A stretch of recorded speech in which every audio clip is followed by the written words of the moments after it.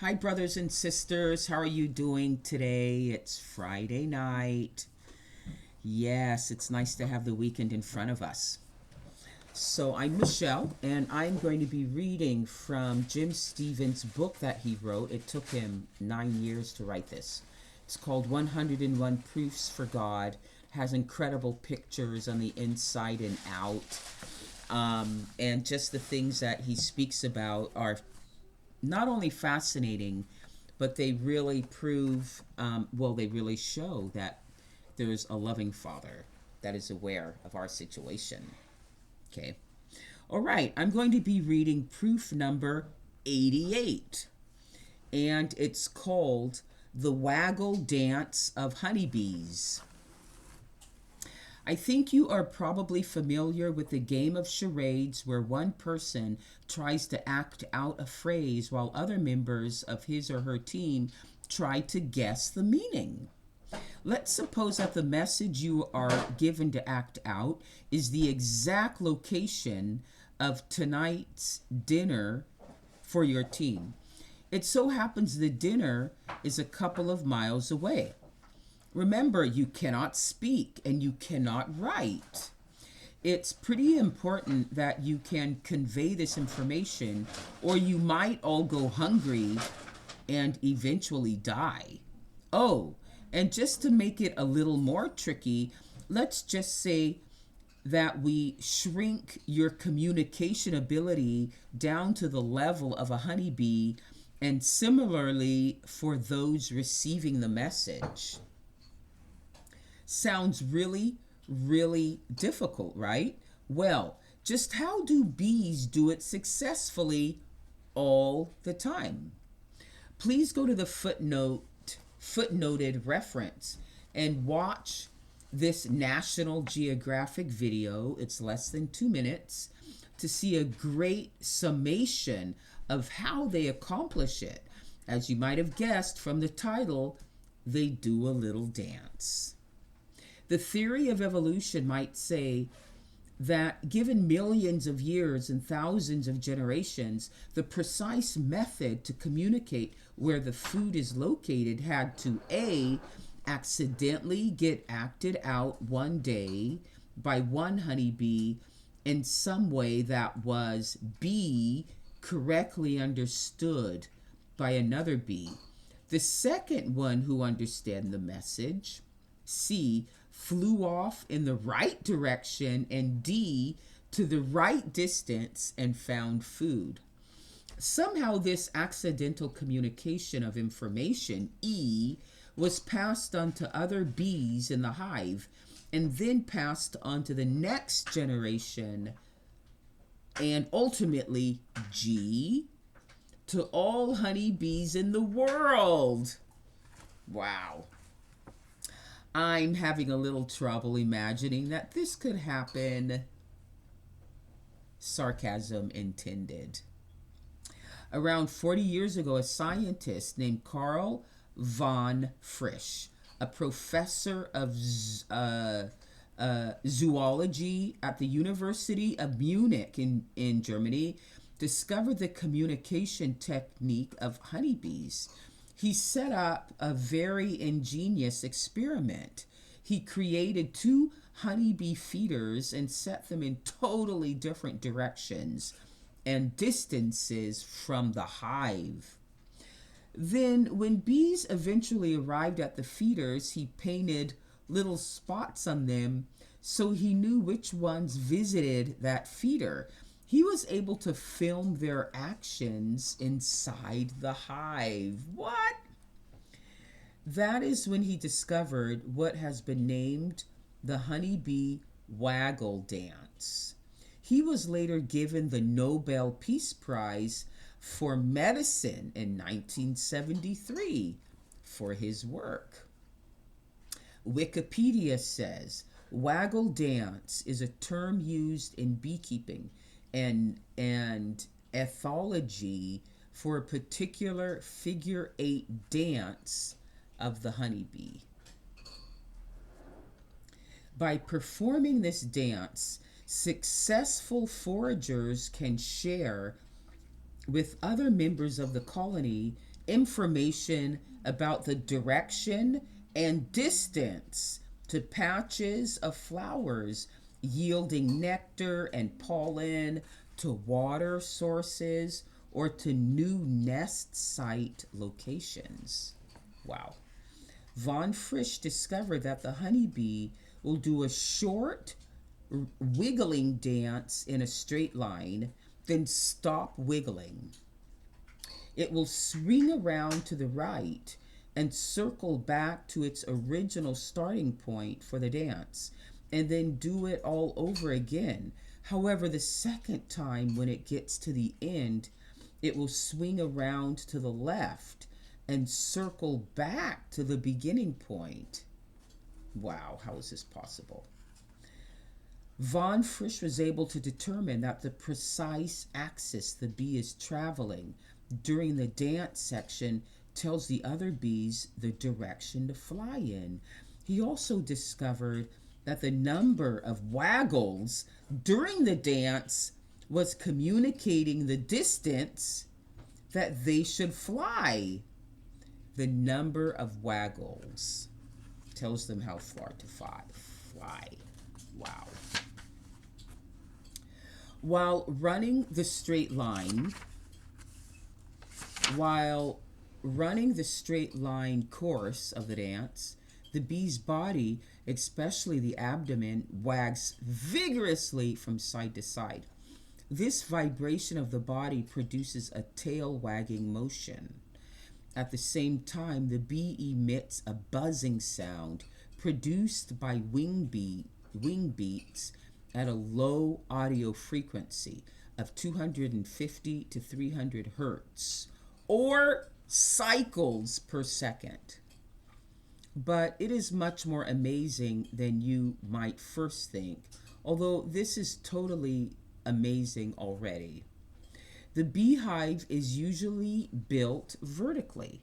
However, the direction that the bees have to fly will be a horizontal direction. Somehow the bee during the dance has to be able to take the horizontal direction and distance information and convert it in her brain before she does the dance on a vertical surface. Also, the bees receiving the information have to be able to convert it in their brains back into the original information horizontally. Von Frisch discovered that the dance being done on the vertical hive surface was using gravity as a reference point, and that straight up represented the location of the sun, and straight down represented 180 degrees away from the sun. Here is a footnote reference to an outstanding animated video from Georgia Tech College of Computing. It lasts about 7.5 minutes. That illustrates the experiments of Carl von Frisch and demonstrates how bees communicate.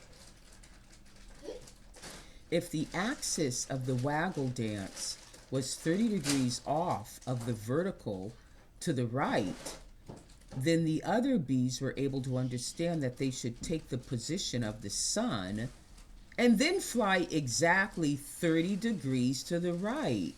Oh my goodness. Amazing that they can know the exact angle. Wow. The distance between hive and recruitment target is encoded in the duration of the waggle runs. The farther the target, the longer the waggle phase. The more excited the bee is about the location, the more rapidly it will waggle, so it will grab the attention of the observing bees and try to convince them. If multiple bees are doing the waggle dance, it's a competition to convince the observing bees to follow their lead, and competing bees may even disrupt other bees' dances or fight each other off. Now, if you are really thinking, you'll realize a big problem. Namely, the sun keeps moving all day long. Even more challenging is that the arc of the sun is not the same every day, but changes in the sky according to the seasons. If the bees live south of the equator, you have to flip things over. Not only does the sun moving in the sky make it difficult, but sometimes it is so cloudy that we can't see the sun. Astoundingly, the bees are able to see ultraviolet light, which penetrates the cloud cover. Totally amazing. So they can see the sun at all times. Not only that, but even more bewildering for a non-believer is that the honeybee's eyes polarize the sunlight like polarized sunglasses. That means they can even more accurately identify the exact direction of the sun. The bees have a finely tuned internal clock. Where did they get that?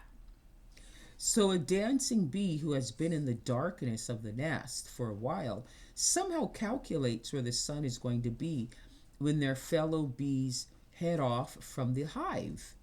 The axis of its dance has to change because the sun moved in the sky.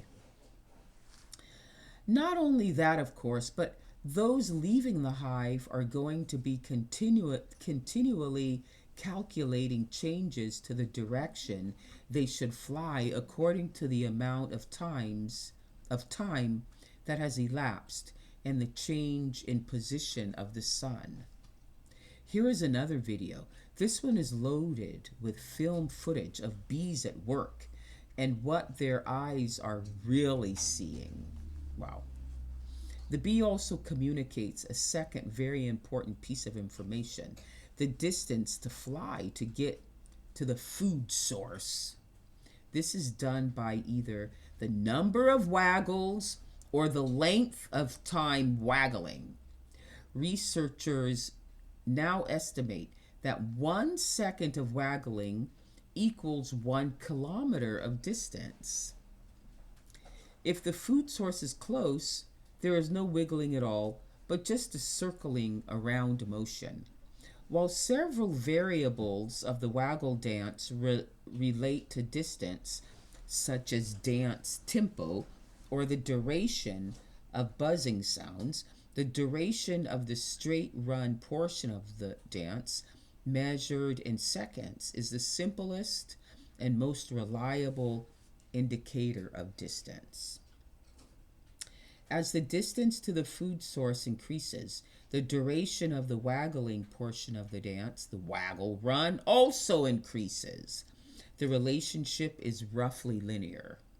For example, a forager that performs a waggle run that lasts 2.5 seconds is recruiting for a food source located about 2,625 meters away.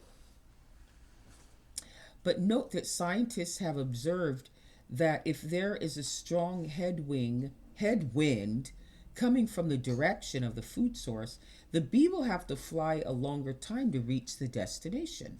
The waggle dance will last longer. This leads scientists to believe that the bees are not measuring the distance to fly, but the amount of energy it takes to get to the food source. The forager bees who do the waggle dance also bring back on their legs and abdomen some of the food source that has been discovered, so the other bees are able to sample what their goal is at the distance location. So smell may also be a strong component of the communication. Pretty amazing, all this. Scientists know the waggle dance is real, so bees really, in fact, can do this. However, there is controversy about how much is effectively used by other bees, with estimates as low as 10% of other bees actually using the data. The simplest and most elegant explanation for the waggle dance is that it was designed by the creator of the universe, and unimaginably superior intelligence, for sure. If you decide against there being a creator, then you have to posit some other explanation which must be based on pure accident and random happenstance coming together in a fortuitous way. Then another random accident brings another fortuitous result. The pattern repeats itself again and again, thousands or more accurately, millions of times. Notwithstanding that this violates the laws of nature and probability, you must imagine and try to believe that's how it happened, because voila, the truth is that scientists have now discovered these facts of how bees communicate using the waggle dance. So I am sticking with, Jim says, there must be God. Okay, that was amazing. Wow. Okay, thank you so much, Jim. Thank you so much. I hope you guys get the book so that you can see where to find these incredible videos. Okay. All right, everyone, take care. Have a nice weekend. Bye.